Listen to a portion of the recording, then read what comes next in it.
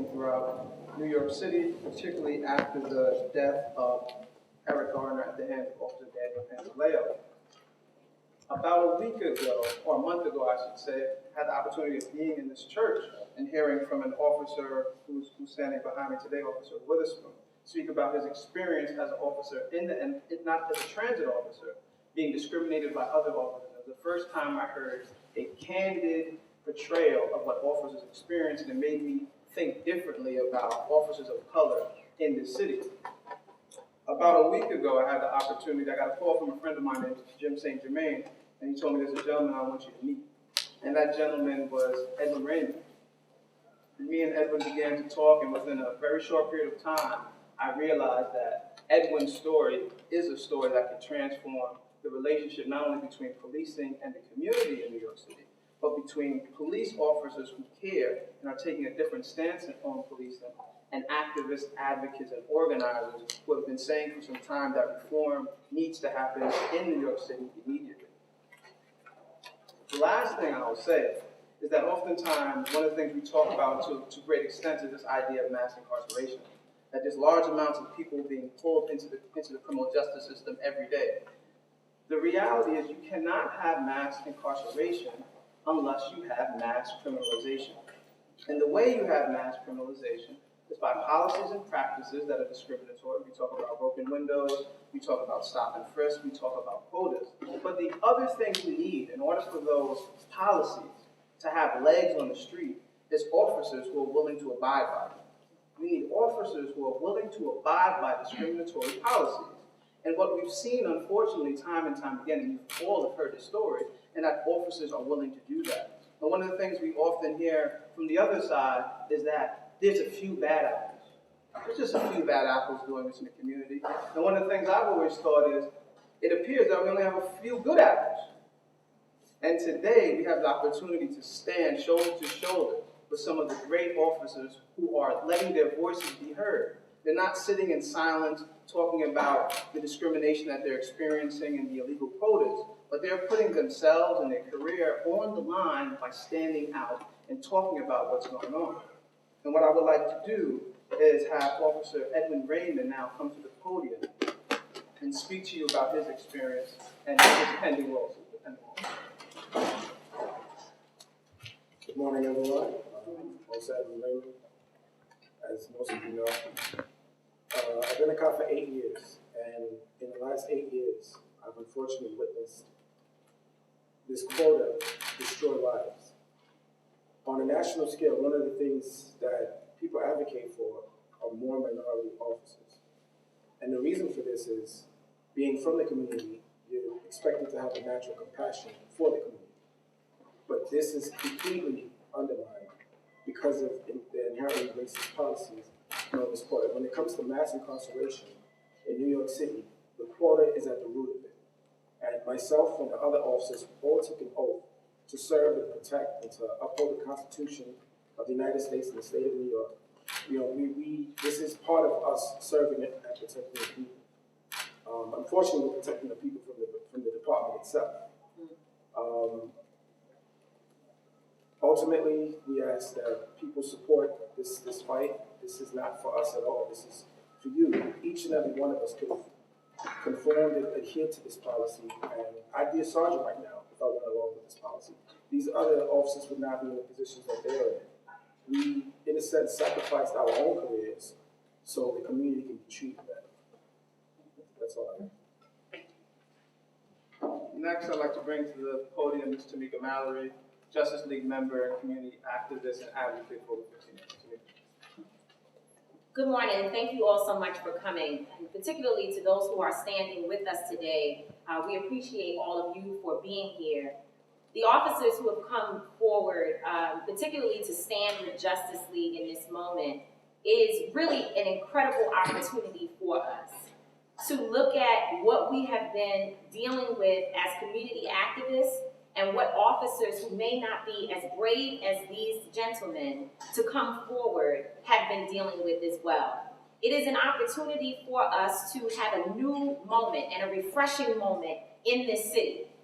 What is unfortunate is that as of late, we've heard from our commissioner that the officers who also work for him and their claims are being called bullshit. That in itself is more of what we know creates an environment where racist policies can be in effect in communities of color. Because the commissioner has decided that these officers who work with him are not a part of the people who he intends to protect and defend.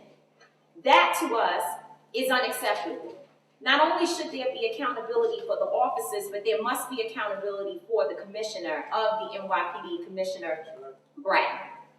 And we hope that he will understand that even if one officer says that there are discriminatory practices taking place within the department, that one officer should be listened to and his claims should be investigated in the appropriate manner to ensure that those people who are supposed to be protected and served are being just that.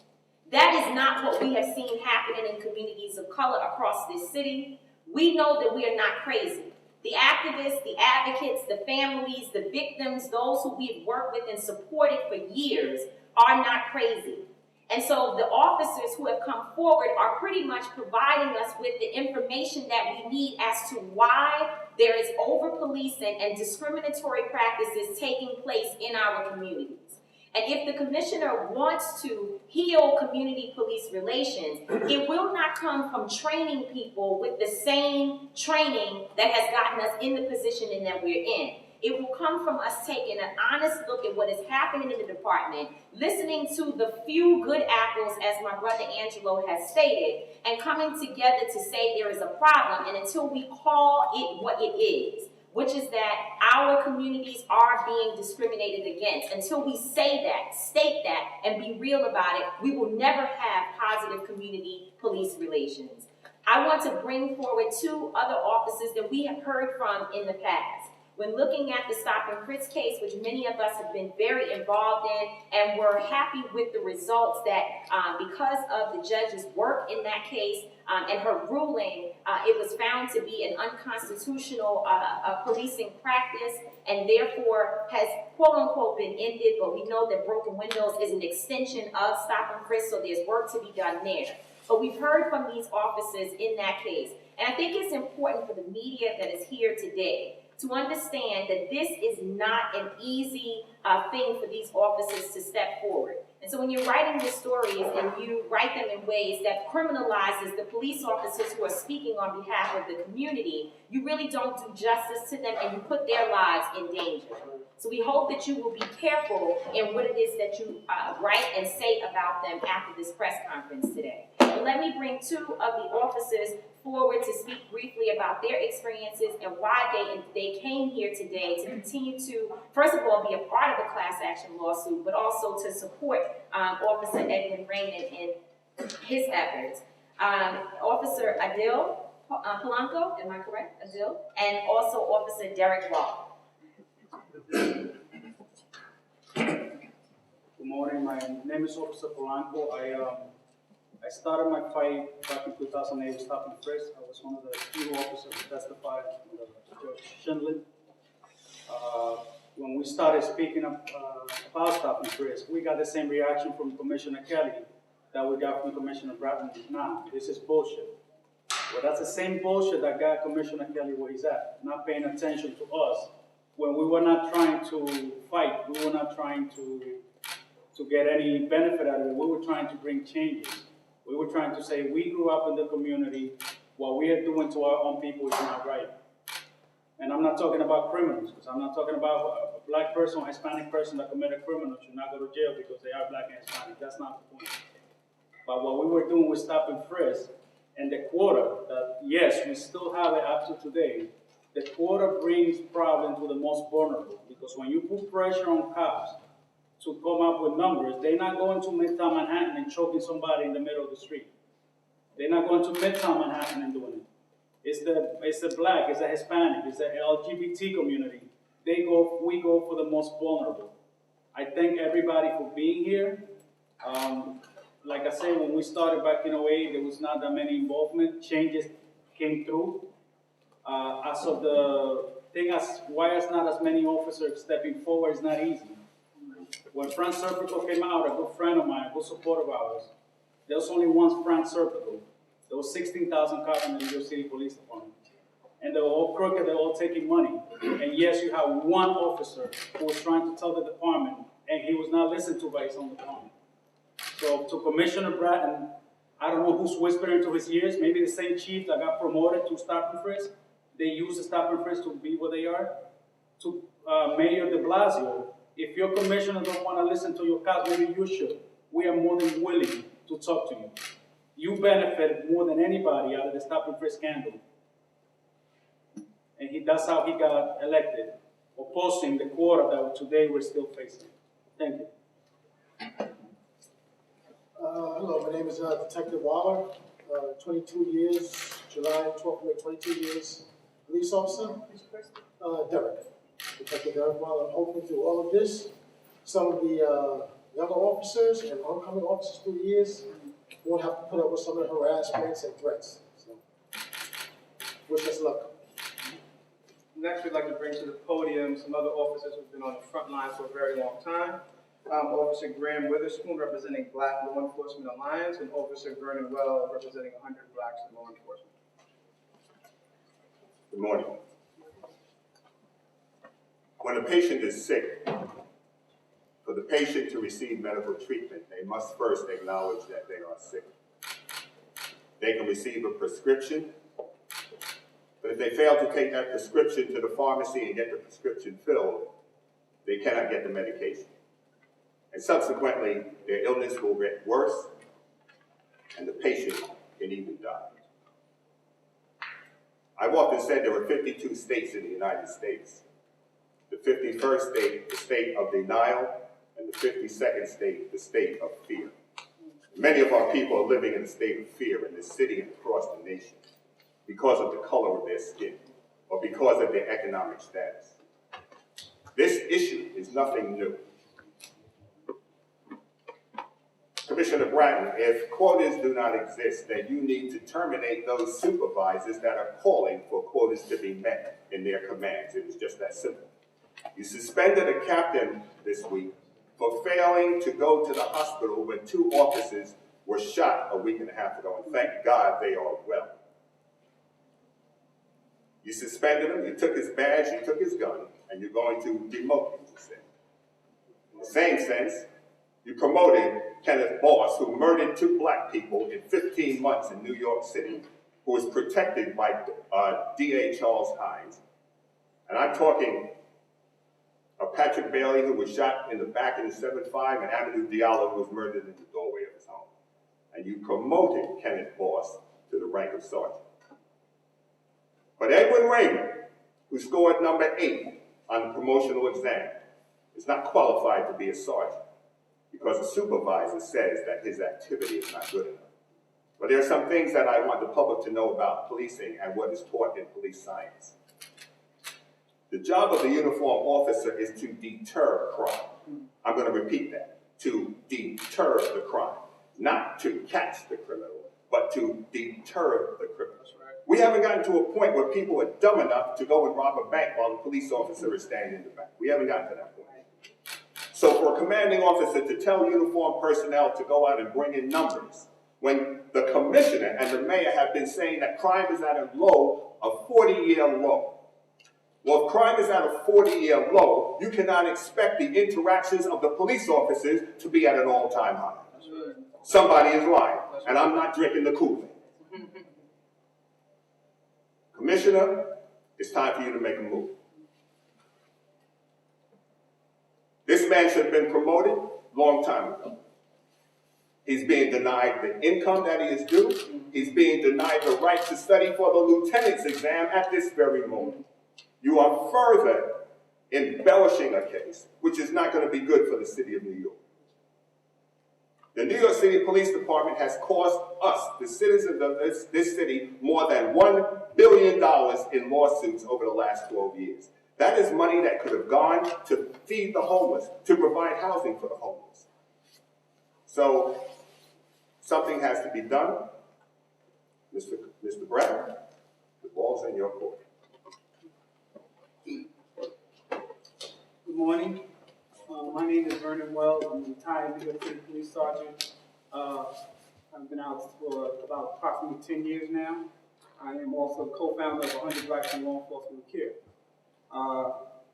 We are here to support Officer Edwin Raymond and Officer Blanco in this lawsuit that has been brought about. And as far as our standing is concerned and our history of folks knowing who we are outraged in the sense of the injustice that is going on. As my colleague here, Mr. Weatherspoon just shared, the fact that this officer scored high in this promotionary test, and the fact that he is not being promoted because of a historical state law dealing with a 1 in 3 rule.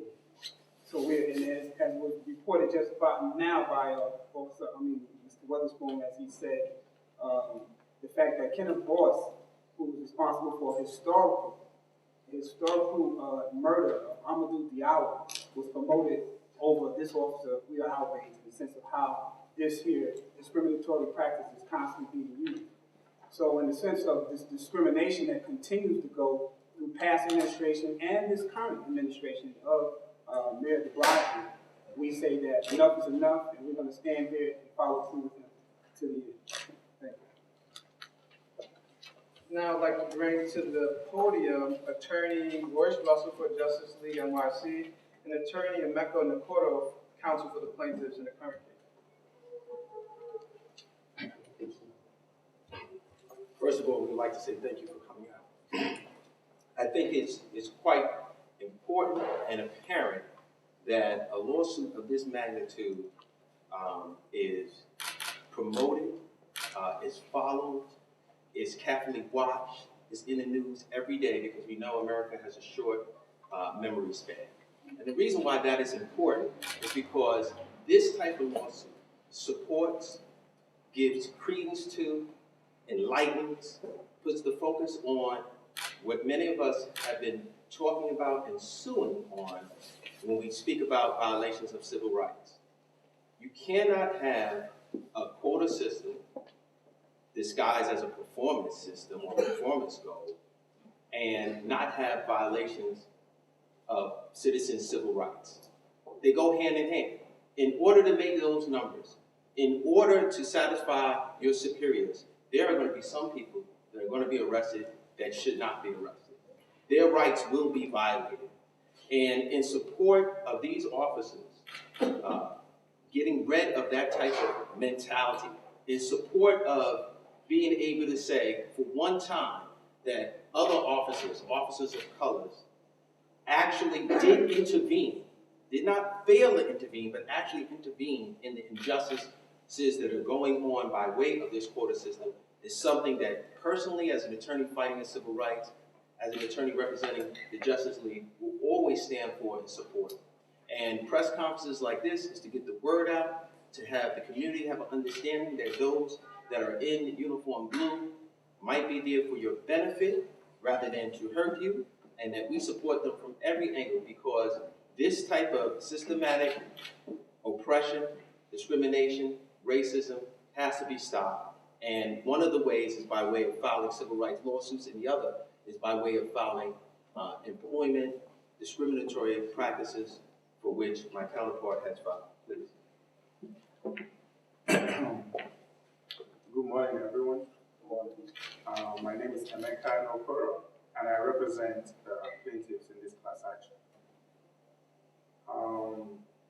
I would just like to say that this class action lawsuit is very important because it really addresses something that hasn't properly been addressed before, which is the working conditions of the New York City police officer, the pressures that he's under, and the employment conditions. How can he get the job done?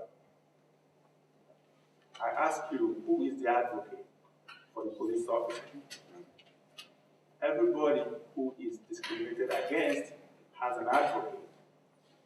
You worry about homeless people, orphans, and other disadvantaged people. Does anybody worry about an NYPD cop?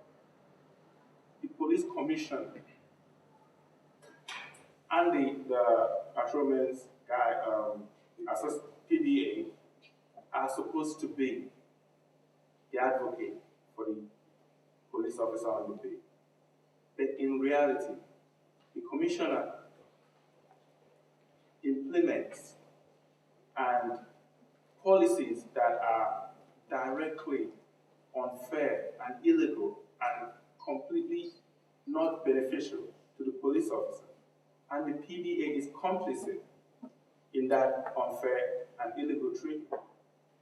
This class action lawsuit is just about addressing that. We are addressing the condition of the minority police officer. Thank you.